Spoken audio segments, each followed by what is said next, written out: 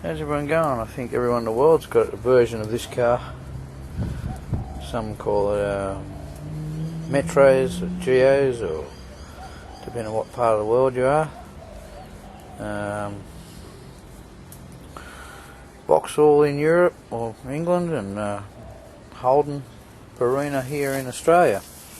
This one came to me with a noise in the engine. The guy said it. He loaned the car out to a fella and it came back and it had knocking noise in the engine.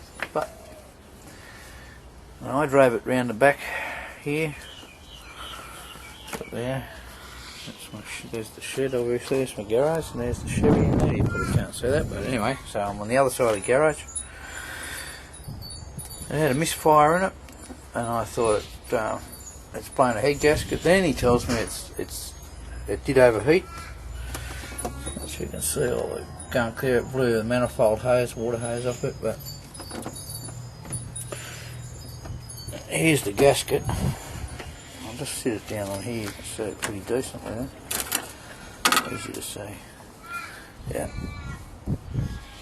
Now I don't know how long that's been like that for, but that's probably blown that from detonation, getting too hot, and of course leaning right out.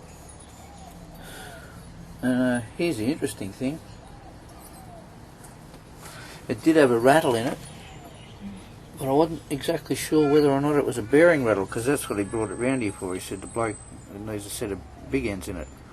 But can you see the shape of that sealing ring just here? Look at that. It should be perfectly round like the other ones.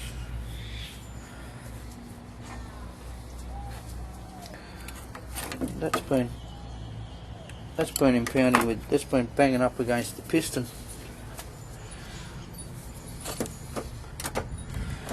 Yeah. So. And the other thing, big noisy. Down there is the tensioner for the serpentine belt, but so I think you're going to get out of this one pretty easy. I don't even think I'm going to have to climb underneath it, so that's a good thing. And I'll get the head serviced and we'll check the cylinder head out. And yeah, you should be up and running again soon. I just thought I'd share that with you. That's what I've been doing on a Friday. A Friday morning anyway. So yeah. Now when you hear things, when you hear your engines rattling and pinging away because your octane level's either too low, or the temperature gauge is there for a reason, but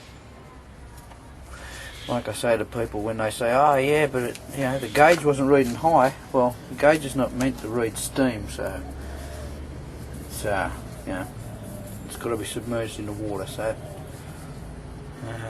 any of you guys that are not familiar with engines,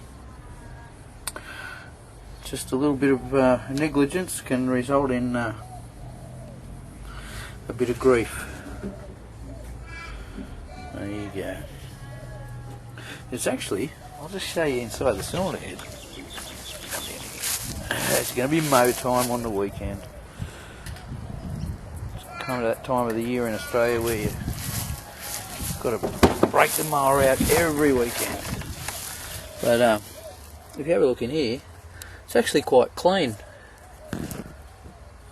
So even the rockers and lifters.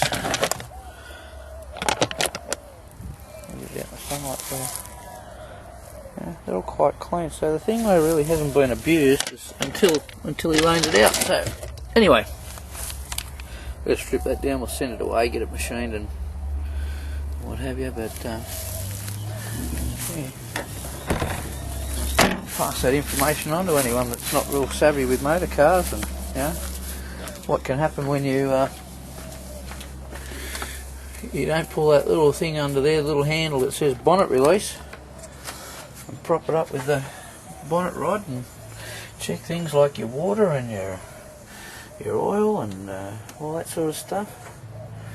Yeah, so have yourselves a good one. Cheers.